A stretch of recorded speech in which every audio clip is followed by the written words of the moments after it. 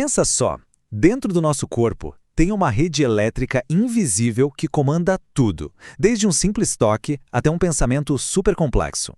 Agora, e se a gente pudesse, sei lá, controlar os interruptores dessa rede? Pois é, a farmacologia permite fazer exatamente isso. É uma experiência que quase todo mundo já passou, né? Uma injeçãozinha e pronto. Uma parte do corpo simplesmente fica offline. Esse é o ponto de partida perfeito para a nossa conversa de hoje sobre como a gente pode controlar esses sinais. Ok, então bora mergulhar nisso. Vamos pensar no nosso sistema nervoso como uma imensa rede elétrica. Hoje a gente vai explorar duas formas bem diferentes de interagir com essa rede. Primeiro, os anestésicos, que são tipo um blackout super focado. E depois, os anticonvulsivantes, que têm a missão de acalmar uma baita sobrecarga no sistema todo. Então vamos começar pelo primeiro caso, os anestésicos locais. Imagina que eles são como engenheiros de altíssima precisão. O trabalho deles, cortar a energia de uma única casa, sabe? Sem bagunçar o resto do bairro. E olha que genial! A maioria desses anestésicos locais tem essa estrutura aqui. É que eles precisam resolver dois problemas que são o oposto um do outro. Primeiro, eles têm que passar pela membrana do nervo, que é gordurosa. Para isso, tem essa ponta aqui, a lipofílica, que, bom, ela adora gordura. Mas aí lá dentro da célula o ambiente é aquoso. E aí que entra a outra ponta, a hidrofílica, a que adora água. A corrente que liga as duas une esses dois especialistas. É essa arquitetura super inteligente que faz a mágica acontecer. E essa citação, nossa, ela resume perfeitamente a elegância da coisa toda. Não é sobre causar um dano permanente, de jeito nenhum. É sobre um controle preciso. A energia é cortada, a dor some e depois tudo volta ao normal, como se nada tivesse acontecido. É como apertar um botão de pausa e não de desligar para sempre. E olha, essa busca não é de hoje não. A história começou lá em 1860 com a cocaína, que era um composto natural super potente, mas bem problemático. Aí a ciência foi avançando, né? Em 1904 veio a procaína e depois, em 1943, a lidocaína, que deu início a uma nova era, com anestésicos sintéticos muito mais seguros e eficazes. Tá, mas como é que essa molécula consegue desligar o sinal da dor? Vamos imaginar o seguinte, a molécula do anestésico é tipo um agente secreto. E a missão dela? Se infiltrar numa célula nervosa. A missão acontece em 4 etapas. Primeiro, a injeção, que coloca o agente perto do alvo. Segundo passo, ele usa um disfarce químico para conseguir passar pela barreira, que é a membrana da célula. Terceiro, já lá dentro, ele se transforma, meio que se ativa. E, finalmente, o quarto passo, ele bloqueia o portão pelo lado de dentro. E com o portão fechado, o sinal de dor não passa. O pulo do gato está exatamente aqui, nesse diagrama. A forma não ionizada, essa AL, é o nosso agente secreto disfarçado.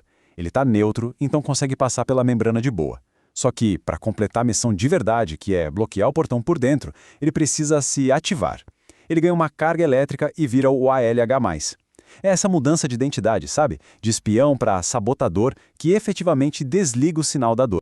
E esses agentes secretos vêm de duas famílias principais. A diferença está na ligação química no meio deles. Os ésteres, tipo a procaína, são meio que desmontados rapidinho no sangue, por isso o efeito deles é mais curto. Já as amidas, como a lidocaína, têm uma estrutura mais forte. Elas são processadas lá no fígado e, por causa disso, o efeito dura bem mais tempo. Ok. Agora, vamos mudar completamente a escala. A gente sai de um problema super localizado, de um único nervo, para uma crise que afeta o sistema inteiro. Uma sobrecarga geral na rede elétrica principal, o cérebro. Uma convulsão é exatamente isso, uma tempestade elétrica. É um caos de disparos de neurônios tudo ao mesmo tempo, de forma descontrolada, tomando conta do cérebro. Usando a nossa analogia da rede elétrica, é como se um raio atingisse a usina principal, causando uma sobrecarga gigantesca em todo o sistema. E aí que tá. O ponto crucial é que a abordagem tem que ser completamente diferente. Aqui, a gente não quer um blackout total. O objetivo dos anticonvulsivantes é modular, é controlar essa tempestade, e não simplesmente desligar tudo. É sobre restaurar a ordem e não impor o silêncio.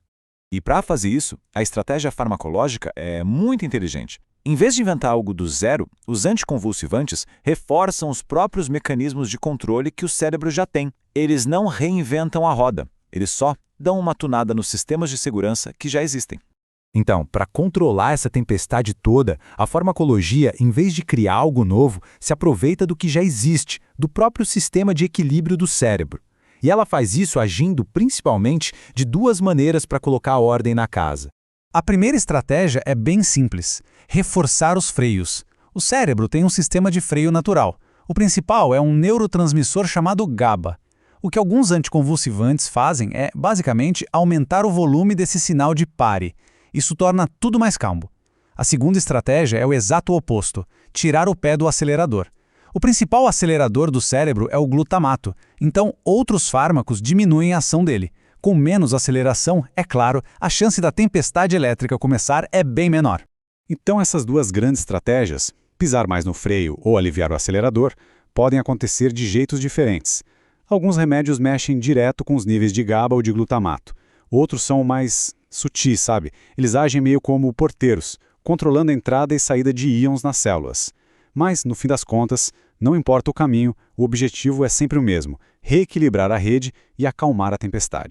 Juntando tudo isso, quando a gente olha para esses dois exemplos, o dos anestésicos e o dos anticonvulsivantes, surge um tema central muito poderoso: o uso da química para modular com uma precisão incrível a nossa rede elétrica interna. Resumindo a ópera, a gente viu como os anestésicos locais são, tipo, agentes secretos que se infiltram para causar um blackout super localizado e temporário. E também vimos como os anticonvulsivantes agem mais como engenheiros de sistema, restaurando o equilíbrio, seja aumentando a potência dos freios do cérebro ou tirando o pé do acelerador. São dois problemas bem diferentes com duas soluções farmacológicas super elegantes.